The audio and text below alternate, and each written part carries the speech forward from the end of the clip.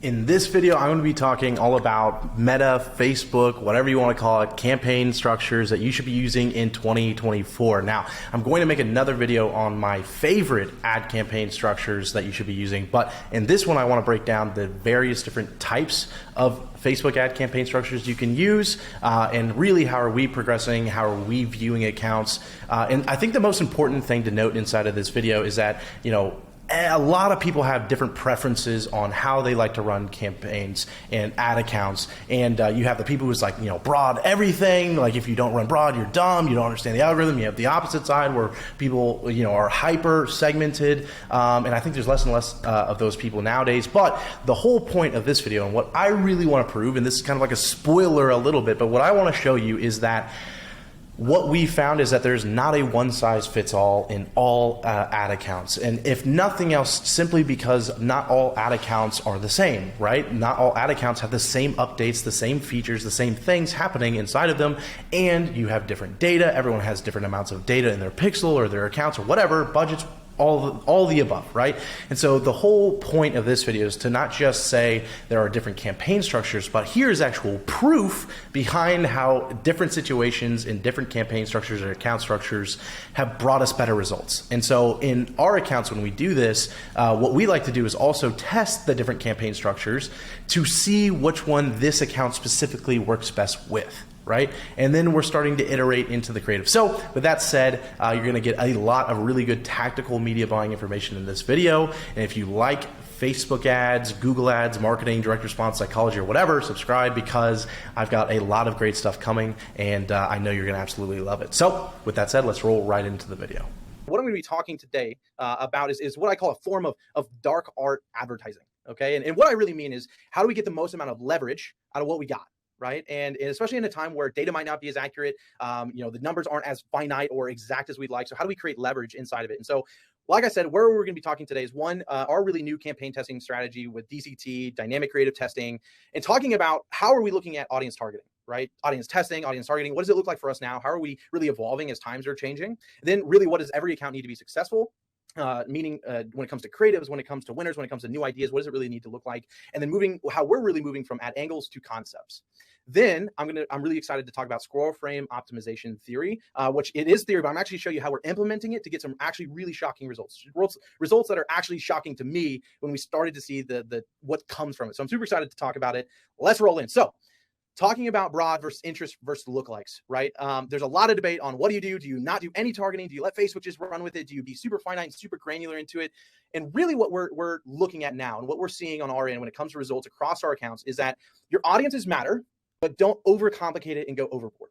So on the image on the right here, if you assume that this box represents a campaign, right? The big box represents a campaign or all the audiences that you can be targeting, then there are different segments of those audiences that you can look at, right? And so what I want to provide to you today is the guidance of looking for directional feedback, not exact finite feedback, right? So since data has become less reliable to see from the dashboards, even if you use Northbeam or Triple Whale or Hyros, the data is not exact anymore. And so what you're looking for when you're testing audiences is directional feedback. Am I going in the right direction, right? And so what we really do now is we look at more macro level audiences to test and discover scalable audience groups, right? We're ideally looking for what kind of segment can I find a 20 million plus-ish audience size, and then focus the rest of my time really into creatives, ideas, and concepts. Okay. And so when we're testing campaigns, we've noticed is that every account performs differently. Some accounts perform amazing with just broad. Just let it run broad and it does amazing. Some accounts do best with stacked lookalikes or lookalike audiences, and some do best with segmented interests. Okay. And so what we're looking for in anytime we're in an account is when we're initially launching or initially testing is how do we figure out the directional feedback of where to focus our advertising efforts when it comes to audience segment, but then we're going to focus entirely really on the ideas, the copies, the creatives, right? And so if you imagine this quadrant here, you see the 4 boxes, each of them would represent a different market segment, right? It might be interests of influencers, publications, it might be interests of competitors, it might be, or it could be just broad demographics and behavior-based targeting, or it could be lookalikes. And what we're looking for, each of these smaller circles inside of this quadrant would represent like the idea of an ad winning, right? So in the upper left, it's 3 ads hit out of the 4. In the upper right, all 4 ads hit. In the bottom left, only 2 maybe hit. And in the bottom right, lookalikes, maybe all 4 hit, right?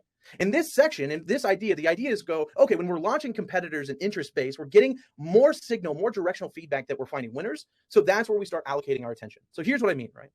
So here's an example of an account that we were looking at as we launched into 2023. We did a review of 2022, and we wanted to go, okay, where is the directional focus that we should have when it comes to audiences, right? Now, for this particular account, broad did nothing. It was terrible. It burned money. It did nothing. But when we looked at the best audiences that we saw in 2022, it was lookalikes of 1%. And then interest. You can see interest took the majority of the spend here at around $800-some thousand in 2022. And its book calls were getting around $90 per book call, but the unique purchases were around $455, right? So then what we think of, okay, we see the directional feedback saying that interests perform better than anything else. How do we start optimizing from there, right? And typically the next frame of thought is, okay, well, take your best winners, best interests, and stack them together, right? That is the kind of common theme of what to do next, is stack those interests together. And so then what we did is we put those together and we saw a drop in cost per book call, right? From 90 to 85, nothing crazy, but from 90 to $85, it dropped, right? But then what we noticed was that CPAs actually increased to 567, right? Which was interesting. So then the team got hypothesizing, going, okay, well, what could be happening here? Well, perhaps, and this is kind of what I'm really trying to say here, is that perhaps there are different audiences that lead to different qualities of traffic coming in, right? And even though they might be bringing in cheaper CPAs at the top level, cheaper book calls, are there audiences that could be polluting our conversion, that are creating more expensive purchases, right?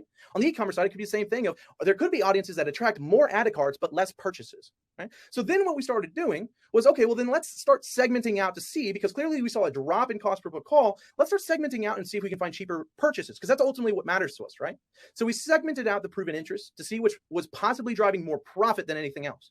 And what we found was that exactly that point, that while there were audiences within the interest stack that we found were proven, that were bringing in cheaper book calls, there were audiences that were dramatically lower in purchases. You can see these two, where is the example, you can see them in the previous slide, they were inside of the stack, but now when we segmented them, the CPAs almost cut in half and maintained a cheaper book call. So what we saw in this account in particular, when I say this in this account in particular, because every account we're noticing is different, in this account in particular, it served us better to actually not stack them together, but actually segmenting them out. However, each of those audiences were large. They're around 20 million when we did the expanded. And so we want to make sure that we're testing each account to figure out which one works per account. Okay, not universal rules that apply across the board, but understanding what happens in each account specifically. This is an example of our internal funnel, right? This was one of our internal funnels that we use in our company. And this account was running completely broad, no targeting, no nothing, just demographic, age range, and then our countries. And so what we found was 290. Our average cart value was 197. So it means that we were spending about $90 per customer. It's not what we wanted. Conversion rate about 1.9%. So we decided to do a test of, okay, well, what would happen then if we, instead of going completely broad, what if we go ahead and add lookalikes? And after a 10-day test, the first test was 10 days, this test is now 10 days, our CPA dropped to 145 from moving from entirely broad just to stack lookalike audiences of 3 to 5% of our book calls and purchases, right? Same ads, same creative, same headlines, same landing page, same everything. The only difference was stacking lookalike audiences, right? So the reason I say that is, again, every account is different. Just to prove the point, it's like there's no one single targeting strategy that we find that are working across the board. Every account is different. And so for you, if you're watching this and you're testing audiences or you're not testing audiences, understand that we have found a variance by account, and it's not just one size fits all. And so what you're looking for is directional feedback when you're targeting, and then spend the rest of your time on creative and copy and ideas and concepts. And that's where we're really shifting, where it is creative focus, not audience focus. We're trying to keep audience focus. Only about 20 to 30% of our time is spent there. The rest of the time is entirely based on messaging, ideas, and concepts, right? So when talking about that, there are two things that we were really saying that every account really needs to have. One is new concepts and ideas being introduced, and two, new iterations of winning ads being tested. You want this consistently happening in your ad account. You want to find to make sure that you have a testing schedule for both iterations on what you have and new concepts and ideas of what you're actually implementing, right? And I'm going to tell you what the idea of concept and ideas actually are, right? So with us, what we really look at is that every account, the ideas, there are three main ideas for testing in an account: ad style, messaging, and personas, okay? And so what we want to do first is when we're looking at an account, we want to start testing either an iteration or we need a brand new idea. What we want to do is go, okay, let's pick an idea that we want to test on, and then let's decide the concept. So for concepts, each idea has several different concepts underneath them that will then classify our testing on, right? So for example, in ad style, the concepts that we could be testing under an ad style would be a direct sale or offer, or an us versus them comparison, or a testimonial and reviews ad, or an unboxing ad, or a story ad, right? These are the concepts that we would look at. And so if we said the idea that we wanted to test was in ad style, then we would be picking one of the concepts and then developing our ad creative based on that idea. Idea number two would be a messaging change, a messaging test, right? And inside of that, our ad creative or concepts would be testing different awareness levels of the market, testing an undeniable problem or a specific pain point that the market has, a USP, features and benefits, or a mechanism, right? And so if we said that messaging was the idea we wanted to test, we're testing one of those concepts. And idea number three is persona. And this would come a lot of the times down to either targeting or it would be themes of the ad. So we're testing the concepts of avatar segments, personality, demographics, or industry. Okay, and we found that being calculated and measured and making sure that we're having consistent testing and iterations of these ideas is what's really bringing us to success. I'm really excited to tell you more about it with scroll frame theory. So if you're unsure, you look at this and you go, okay, this is great, but I don't really know what idea or concept I should be testing. Start by asking yourself these questions. One, what does my ideal prospect already know? Two, what do they already know about you or your brand, your company specifically? Three, what do they already know about your product? Four, what do they already know about themselves? Are they looking for solutions? This could classify them in their different states of awareness. Or five, what do they already know about their own problem, right? How aware are they of the own problems that they have? And then therefore, once you figure out those questions, that will start to dictate what kind of concepts you're going for, right? These questions will really kind of guide you to what's the lowest hanging fruit of the highest leverage concepts that you can really be testing, right? So you want to start understanding this from your brand awareness levels, your market-based awareness levels, and then your preliminary research that you're doing, right? And hopefully you're doing that consistently.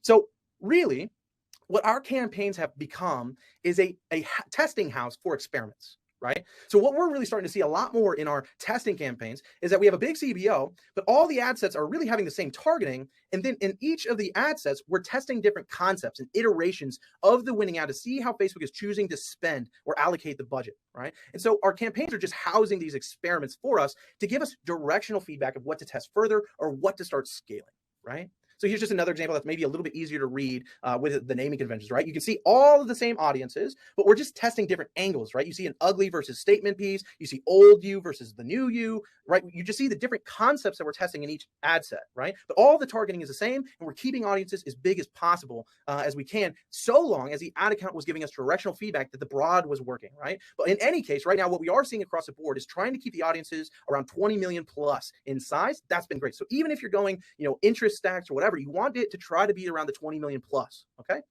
So let's talk about scroll frame theory, optimization theory. And this is what I'm really excited to talk about. So one, why is it, right? So one, it helps you gain valuable insights, especially when you're starting on an account or you're really trying to learn more about the marketing, the messaging, the language positioning, understanding why your ads are working, right? If you have a proven ad, the most frustrating thing is like, but why is this ad actually working, right? And so what this does, it creates micro tests that isolate the variables and shine a spotlight on your components of your ad, right? So this is actually a traffic campaign that we're using to test these iterations. So what we're doing is a preliminary campaign. When we find a control-based ad, we want to actually take that ad, create a bunch of different iterations on what we believe is the spotlight of the ad itself, and then we're running that in a traffic campaign. Then this ad essentially needs to be getting you about 70 to 80% to your KPI and what you need, right? So it can't just be this shows slight success. It has to be very close to your KPI, and you want to improve it, okay? So what we're doing is we're taking it, we're putting it into a traffic campaign, and then each ad set budget is about $25 a day. Very cheap, very cheap. And then in each of those ad sets, we have 10 ads that are highlighting a different specific element of the ad, the headline, the colors, the creative style, copy hook, creative text.